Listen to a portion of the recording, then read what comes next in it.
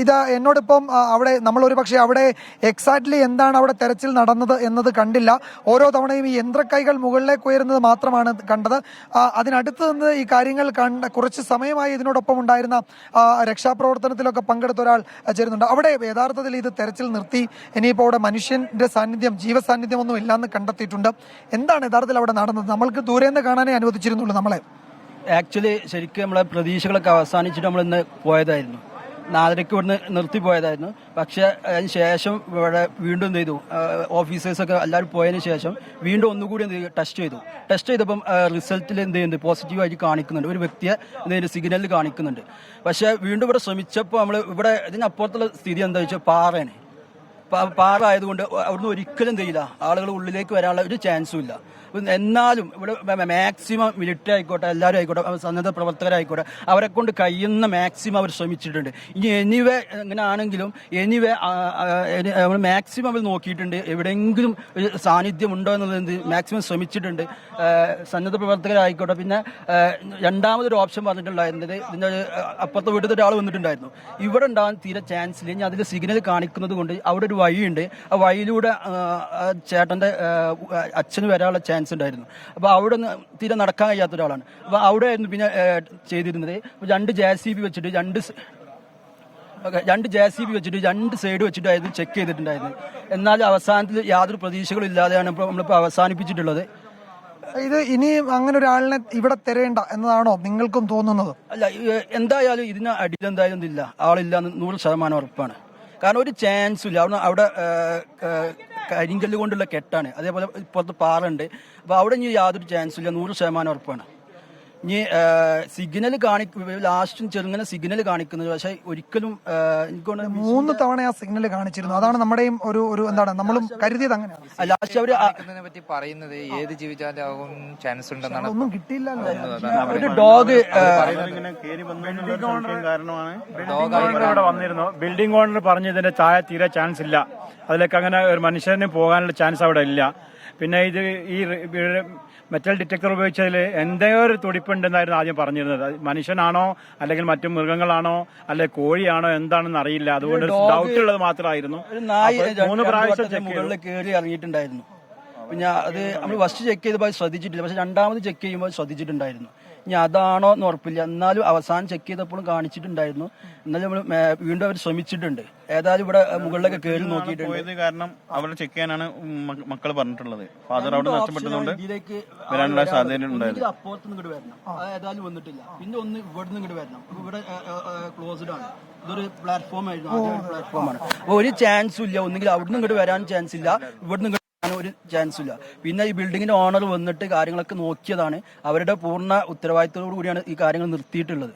അപ്പോൾ അവർ last assume ചെയ്തിട്ടുള്ളത് ഒരിക്കലും ഇവിടെ ഇല്ല എന്ന് വിചാരിച്ചിട്ടാണ് ഇതില് ചെക്കിംഗ് എന്നിട്ട് നിർത്തിയിട്ടുള്ളത്. ഇപ്പൊ ഇവിടെ ഉണ്ടെന്നുള്ള വഴിയിൽ വന്നുള്ള ഒരു സാധ്യതയാണ് പറഞ്ഞിട്ടുള്ളത്. അതിന് തീരെ സാധ്യത ഇല്ല എന്നാണ് അവരും പറയുന്നത്. അതെ, ആ ഒരു സാധ്യതയാണ് അവരവിടെ തെരഞ്ഞത്. അതില്ലാതായപ്പോ അവിടെ നിർത്തി.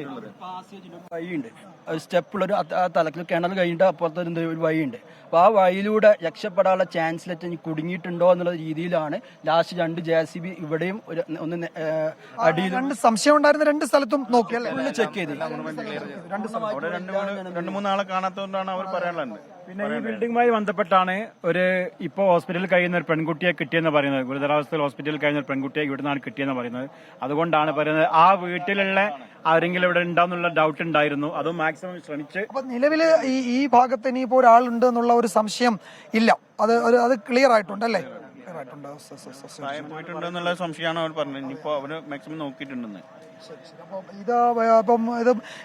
ഇവരൊക്കെ നമ്മളെക്കാൾ കുറച്ചുകൂടി അടുത്ത് നിന്ന് ഇത് കണ്ടതാണ്. ഒരു പക്ഷേ ഈ ഡോഗ് ഈ നായ ആ വീട്ടിലെയാണോ എന്നൊരു സംശയമുണ്ട്. അതിന് മുകളിലൂടെ 2-3 തവണ പാസ് ചെയ്തിരുന്നു എന്നാണ് പറയുന്നത്. ഈ റഡാർ പരിശോധനയ്ക്കിടയിലൊക്കെ അല്ലേ? ആദ്യം റഡാർ നോക്കുന്ന സമയത്ത് അതിന്റെ മുകളിലായിട്ടുണ്ടായിരുന്നേ. പിന്നെ അതിനെ കുറച്ച് ആളുകൾ താഴേക്ക് ഇറക്കിക്കൊണ്ട് അതിനുശേഷവും ആ സിഗ്നൽ കണ്ടിരുന്നു. പക്ഷെ അപ്പോഴും ഈ സിഗ്നൽ എങ്ങനെ വന്നു എന്ന ചോദ്യം ഉണ്ട്. പക്ഷേ അതിന് എന്താണ് കൃത്യമായ ഒരു മറുപടി നമുക്ക് നൽകാൻ കഴിയില്ല. അതേതായാലും ഒരു മനുഷ്യ സാന്നിധ്യമല്ല എന്ന് ഉറപ്പിക്കുന്ന ഒരു പശ്ചാത്തലം മനുഷ്യനാണെന്ന് ഉറപ്പ് അന്നേരം പറഞ്ഞിരുന്നില്ല. എലികളോ അതിനൊക്കെ ചാൻസ് ഉണ്ട്, പാമ്പുകളോ ഇതിനൊക്കെ ചാൻസ് ഉണ്ടെന്ന് അവർ പറഞ്ഞിട്ടുണ്ട്.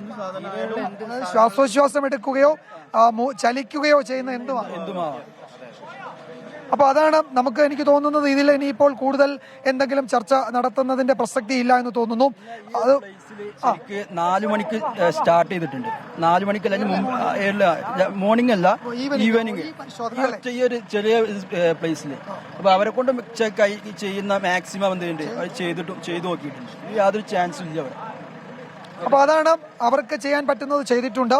റഡാർ സിഗ്നൽ കിട്ടിയ 2 സ്ഥലവും നോക്കി, രണ്ടിടത്തും ജീവന്റെ ഒരു സാന്നിധ്യവുമില്ല.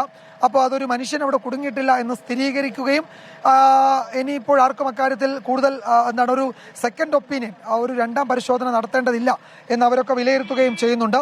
അപ്പോൾ അതിന്റെ അടിസ്ഥാനത്തിൽ എല്ലാ ദൗത്യവും അവസാനിപ്പിക്കുകയാണ്. ഇതാ ചൂരൽമലയിൽ ജോലി അവസാനിപ്പിച്ചു പോയതായിരുന്നു ഈ JCB. വീണ്ടും അവർക്കൊരു എമർജൻസി കോൾ വന്നു. ചൂരൽമലയിൽ നിന്ന് അവർ തിരികെ വന്നതാണ്. അത് വീണ്ടും മടങ്ങുകയാണ്. എനിക്ക് തോന്നുന്നു വേറൊരു JCB താഴെ ഉണ്ടായിരുന്നു, അതും മടങ്ങിയിട്ടുണ്ട്. ആംബുലൻസ് ഉണ്ടായിരുന്നു, അതുപോലെ തന്നെ ജനറേറ്ററുകൾ കുറേ അധികം എത്തിച്ചിരുന്നു. എല്ലാ സന്നദ്ധ പ്രവർത്തകരും ഓടി കയറി വന്നിരുന്നു. വാഹനം കിട്ടാത്തവർ നടന്ന് 2-2.5 കിലോമീറ്റർ നടന്ന് വെളിച്ചമൊന്നും ഇല്ലാത്ത വഴിയിലൂടെ തപ്പിത്തടഞ്ഞൊക്കെ വന്നിരുന്നു. അപ്പോൾ നമ്മൾ നേരത്തെ പറഞ്ഞതുപോലെ നമ്മളൊക്കെ പ്രതീക്ഷിച്ചത് ഈ 5-ാം ദിവസം വൈകിട്ട് ഒരു പ്രതീക്ഷയുടെ ഒരു പുതുനാമ്പ് ആ മണ്ണിനടിയിൽ നിന്ന് ഉയർക്കും എന്നായിരുന്നു. പ്രത്യാശയുടെ കിരണം അവിടെ തെളിയുമെന്നായിരുന്നു. പക്ഷേ വീണ്ടും നമ്മൾ നിരാശരായി മടങ്ങുകയാണ്.